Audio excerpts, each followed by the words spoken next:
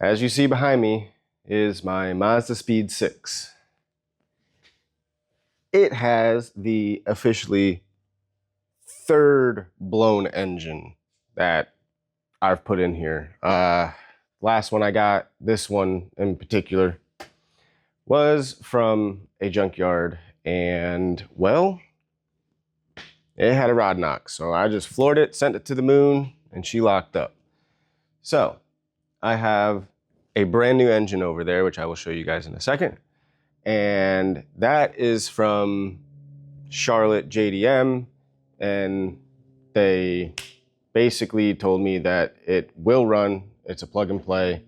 Obviously, it came out of a CX-7, I believe.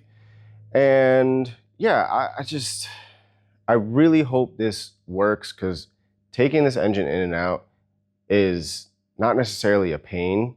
It's just annoying that I have to do it for the third time. So I'm gonna show you guys the new engine, and we will get started taking this whole thing apart. So this is the brand new engine. So it has everything on it, but I hate when they cut all the lines and stuff, and even the dipstick tube is like they just snapped it off while they were ripping it out. But it's got everything on it, so it really should just be plug and play. That's the original engine that came out of the car. That the guy ran it lean, and I believe it burnt a spark plug up, and it dropped porcelain in the cylinder, and it scored the cylinder, so that one's trash. That one will have to be re-sleeved and built up. So we'll do that at a later date. This one I got from Pull Apart. It was out of a Ford Fusion. So it's the same block. It's just different head, different intake, obviously different exhaust because these are naturally aspirated. But essentially it is the same block. So I never put that one in, so I don't know if that one's good or not. I think I rotated it over a few times, and I didn't really hear compression. So naturally that one's probably blown too. These things are notorious for blowing up. They have like connecting rods like the size of toothpicks. The second you put like 300 horsepower, a little bit over 300 horsepower to them, they'll just start bending rods, and then yeah, you just pretty much, you're building the whole bottom end.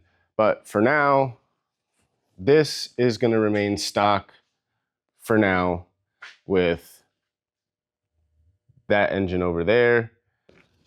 Oh, this belt is made in Italy? Nice, cool. High quality. Oh my gosh. Come on. Good pick. If it doesn't go in this time, you're staying out. We'll deal with you later.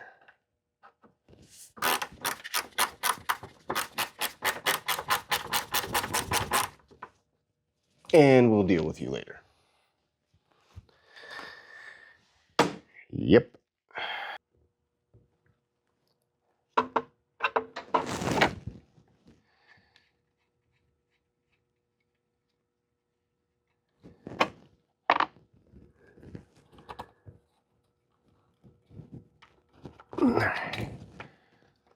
Pull this off. If it'll come off. Come on. Get out of here. There we go. Okay. Then we have that. All right, crank sensor. Gotta take that off. Taking the wheel off made it so much easier, of course.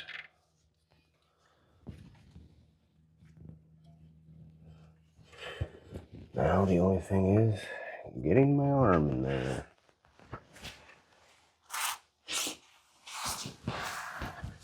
Just gotta unplug it. I mean, I could unbolt it right here, but we're just gonna try and unplug it. I really don't want to have to do all that.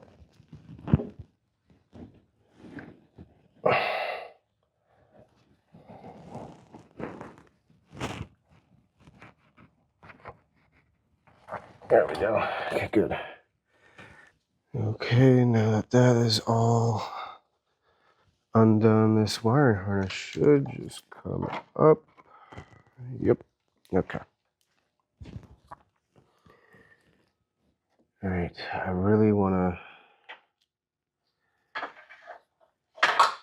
to remove this whole front core support because this whole thing comes off and gives me amazing access into everything in here, to the front of the engine and all that stuff. So let me put this back on. I believe those are 10s or 12s. They're definitely 12s. 12. No, I lied. They're 10s. Don't listen to me. I don't know what I'm talking about. I do remember just putting all this stuff in here very loosely,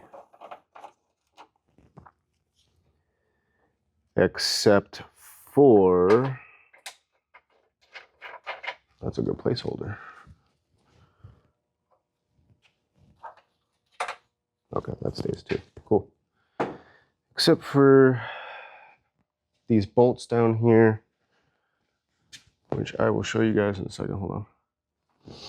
Okay, yeah, so these bolts right here, I believe are 16s. It might be 14s, but there's 1, 2, oh, sorry. There's 1, 2, 3, 4, and then same on this side, 1, 2, 3, and 4. So I'm gonna pull those out, and then once I pull those out, this whole radiator assembly, front core support, just pops right off. And like I said, it gives me the best access to the front of the engine to get everything out. So like in a rush to do everything. I mean, I guess I'm still in that dealership mode when I start working on cars where I'm like, oh man, gotta get it out in a certain amount of time, and just rushing and trying to do top quality work at the same time. I'm gonna leave one in for now. That way it doesn't fall on me.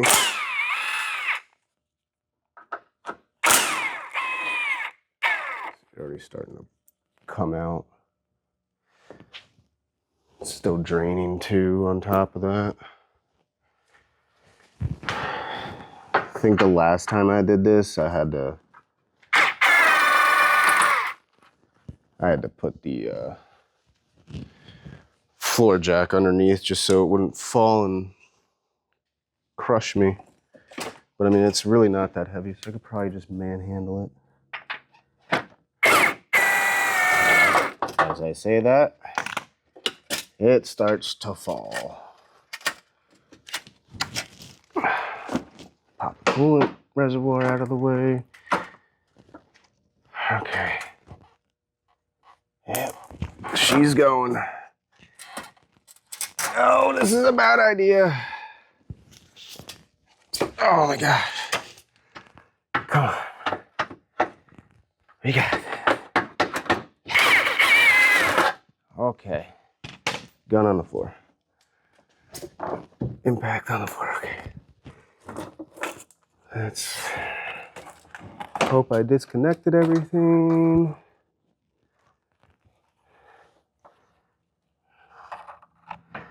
Oh, I think we're missing. Oh boy. Yep, forgot to unplug one. Come on. I don't want to rip the wire out of this. Oh, forgot the stupid.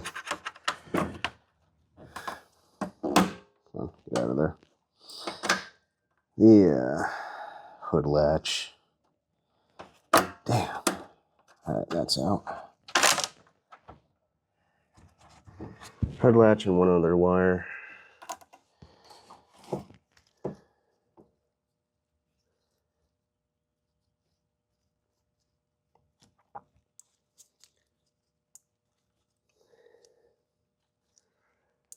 Oh my gosh, do I have my pliers?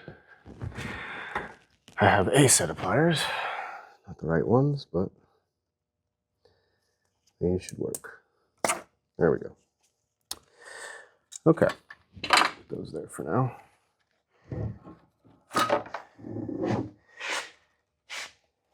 And just like that, you have removed. You've removed the entire core support.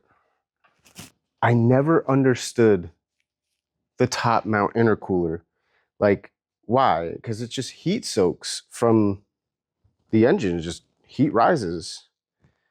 I mean, there was and there still is definitely enough space right here to put a front mount intercooler.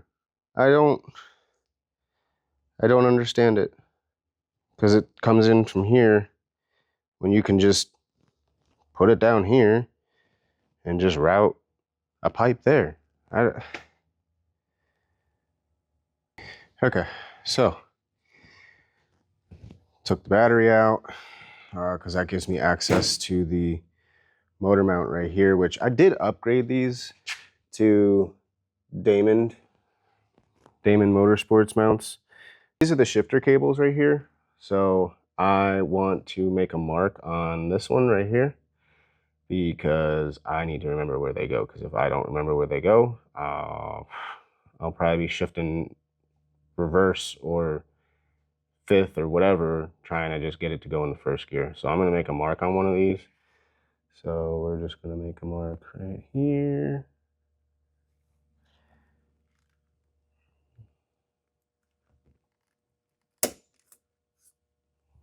And we'll make a couple because my idiot self will not remember. So those now have marks on them, little center punch. And then the shifters are just kind of in there. And then we'll just pop those out. Figured you guys might like to see how this happens. Actually pretty easy.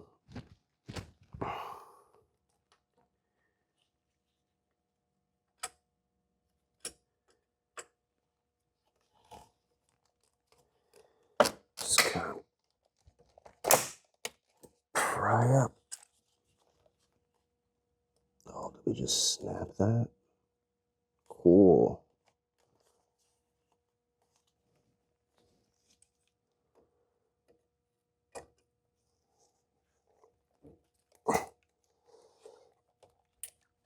There we go. One out. We need to get the second one out, but we'll just, actually, is this thing in gear? Let me make sure it's not in gear.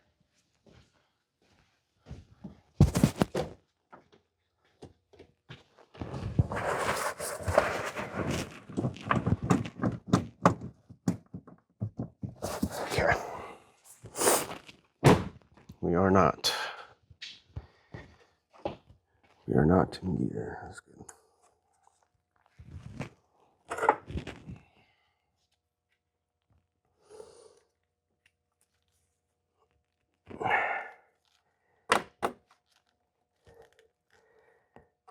Okay. Damn, I'm about to switch lights.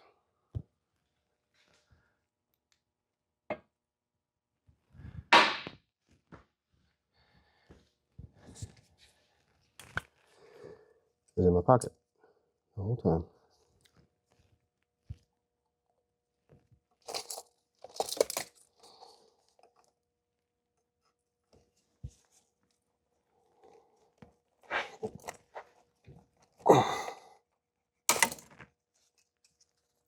Number two. Gotta get these two off.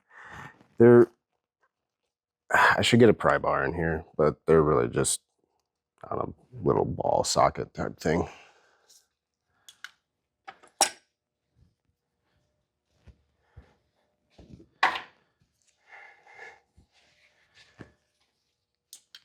All right, we'll see if this long screwdriver gets them off. It should.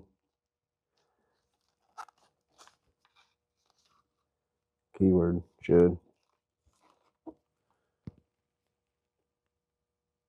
Uh-oh. You guys might fall.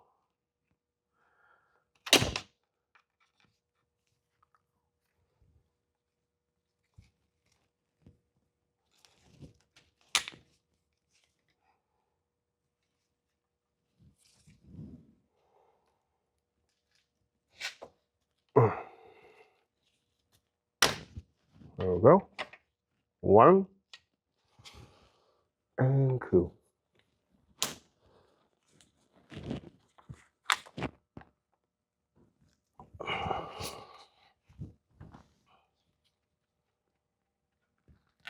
Come on, get out of there.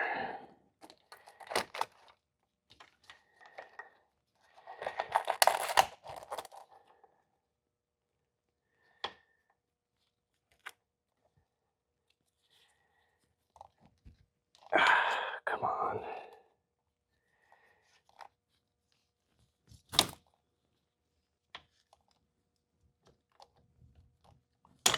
There we go. Two. Okay. Let me just pull those up.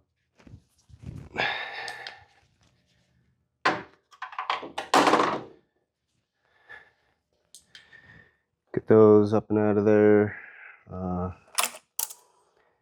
We got to get them off of that. Oh, we got to get them out of the brackets, which should just be a simple lift and pull.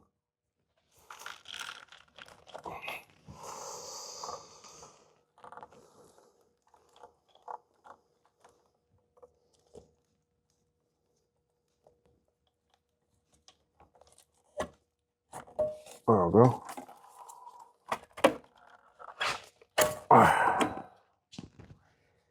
All right. Yay, now we have to unplug more stuff down here. All that stuff needs to come unplugged.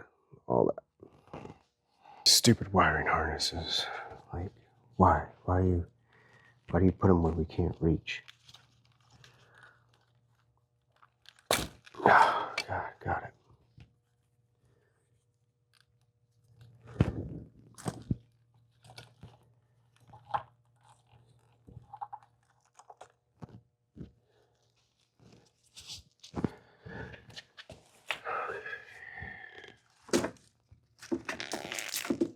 AC hose. That's another thing, the AC lines. Pretty sure I destroyed them. Oh, because, yeah, you know. This friggin' clip.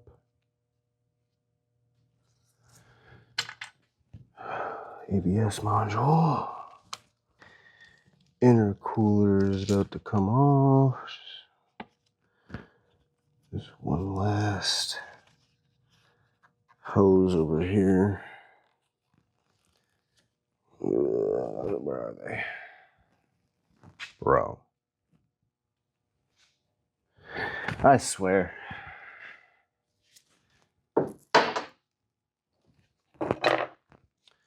I just throw stuff everywhere and I just lose track of where stuff is. Do any of you guys do that? You're like, there's like the type A that has like everything all super neat and just knows where everything is. Every time he uses a tool, he puts it back. Or are you just the guy that just does this, just throws stuff around? Let me know in the comments. Let me know. I'd like to know how many type B techs there are out there. I'm definitely a type B. I put stuff down and I completely forget where they are. I used to do that in the dealership, and I used to do that here. Yeah, I still do that here. You'd think with age you'd learn. But yes, this is coming off. There we go. Intercooler. which we won't need. So we'll just put it over here with the other engines in the graveyard. I'll never use that again. We're about ready to pull this thing out. Just got to disconnect the starter and the AC and I believe this may possibly be the boost reference right here.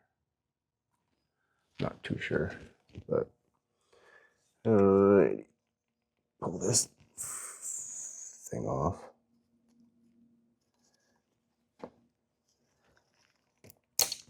There. Yoink that out of there.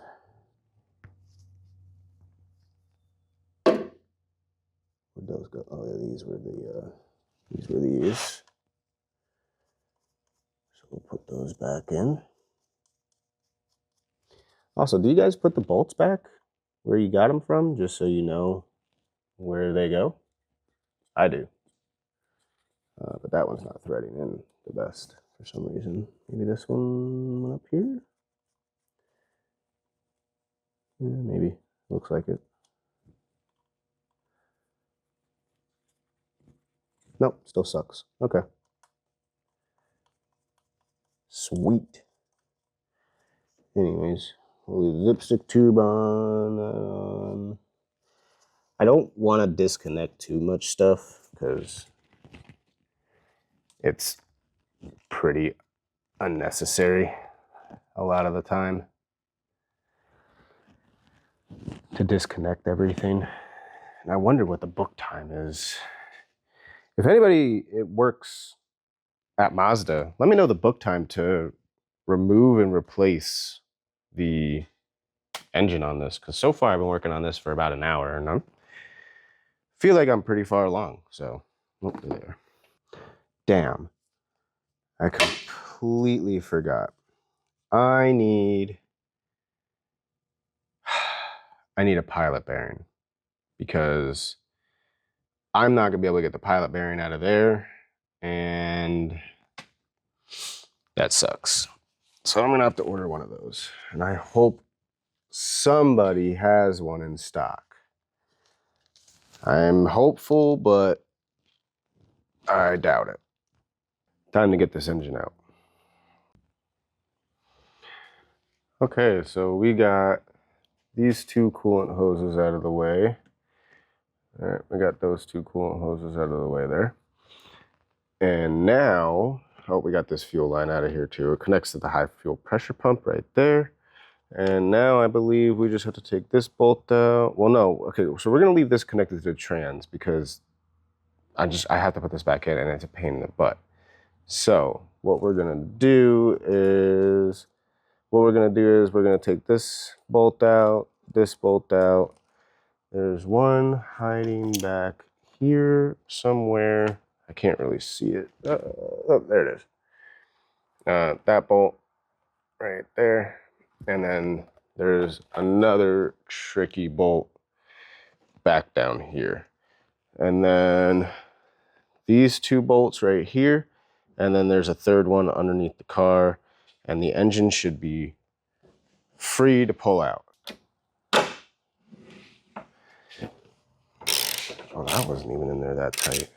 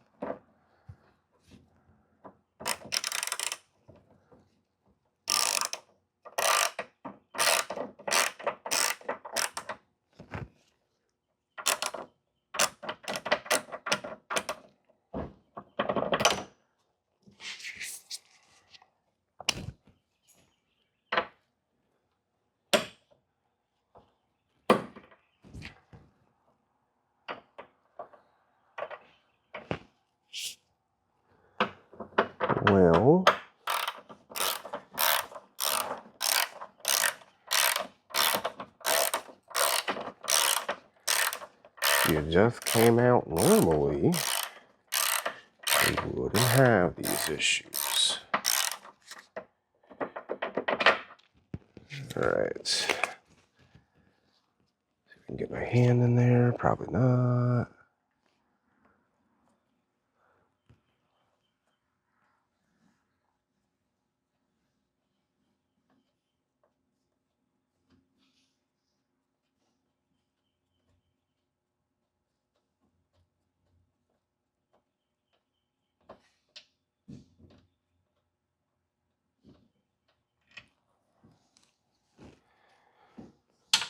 Finger dexterity. All right, that one's out.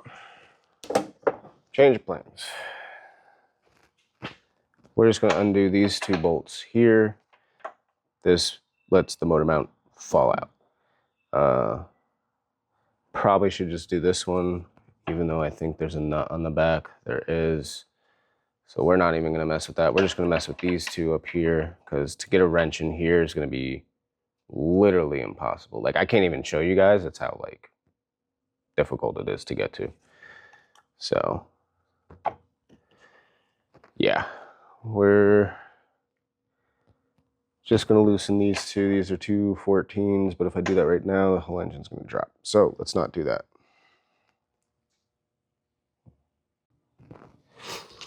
All right, popped CV axles out. Got all the motor mounts out. Wasn't that bad, actually. And so this should just come out. It should just show me out. All right. All right, we had a few minor issues. Shift cables were still connected, and I had one of the O2s still connected, and power steering pump lines were still connected. But now she is actually free. I hope. Oh, come on. What? Nothing. Just gotta go up more, I guess.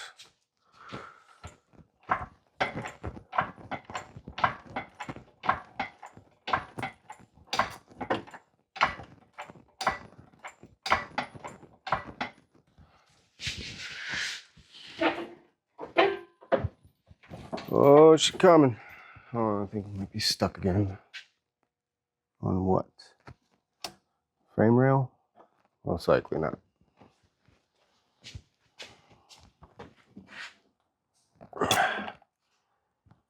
What is this random bolt? Why am I finding random bolts?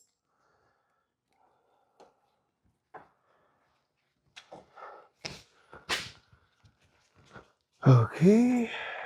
Keep going up. Up, and up, and up, and up.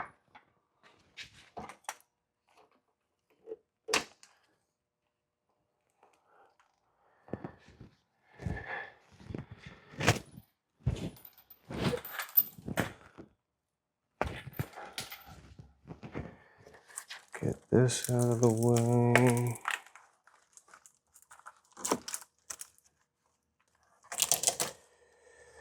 There we go. Just clear the wiring harness here.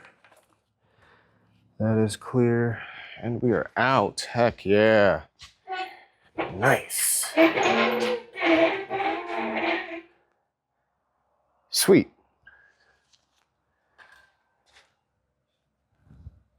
Bing.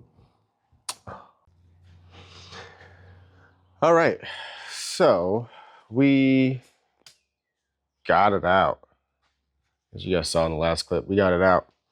So I got to take the transmission off. I got to take that starter off because the new engine over there, oop, got focus on my finger. The new engine right there, it does not have a starter, nor does it have a throwout bearing. A lot of the hoses are cut, so I need to basically just go over there, see exactly what it needs. It shouldn't need very much. And then bolt that trans back up, and then put a battery in it, crank it up, and should be started. And it should drive, So I'm gonna end it here. I hope you guys liked the video. Comment, subscribe, do all that stuff, and I'll see you guys in the next one.